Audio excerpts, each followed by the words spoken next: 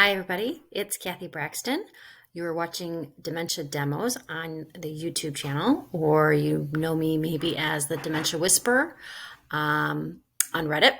What I do is I take Reddit questions and then I make videos out of them so that more people can benefit from the answers.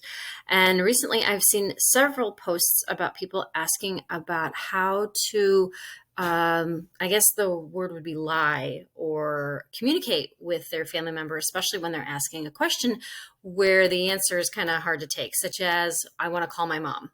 When we clearly know when we're talking to our 87-year-old grandmother, her mom is long gone, right? How do we answer a question like that? How do we respond to that? That is one of the key things that I teach is communication. And how do we communicate with a person who is living with dementia and have it go well for both people?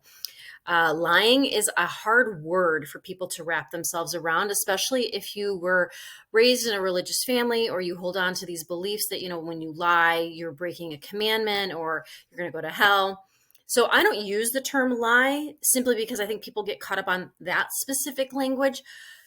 What I do is my business, which is called Improv for Caregivers, is I use a rule of improv called yes and. And in improv on the stage, you're constantly seeing two partners interacting. And no matter how crazy, the idea is that one partner throws out, the other person has to find a way to be in agreement with that.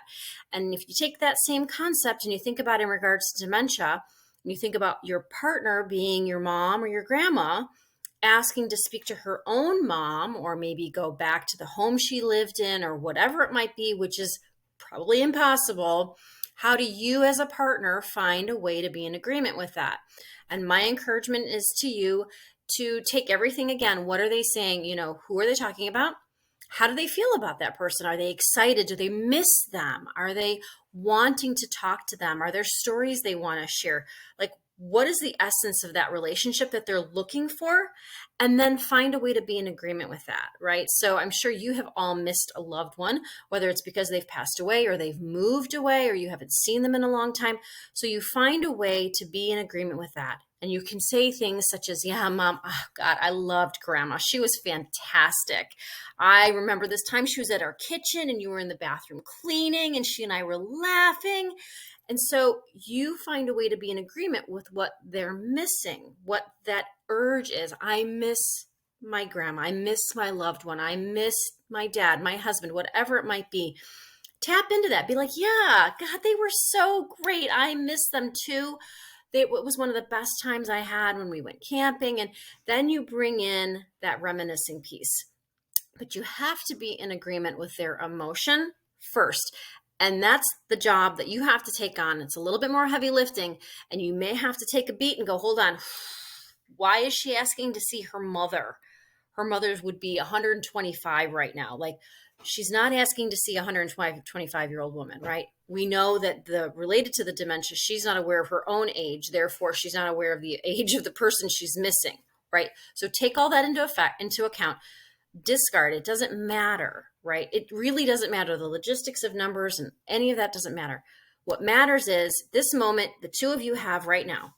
She's telling you something. She's missing someone. She's feeling reminiscent, right? Warm and fuzzy, whatever that may be. Whatever she's feeling, that's where you go. And you go, it looks like you really miss grandma.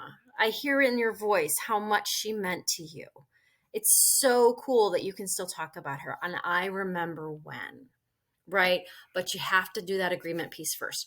So I encourage you to not think about it as lying, but meeting them where they are, having compassion for where you're meeting them, and most importantly, trying to find a way to be in agreement with the emotion. That's your job.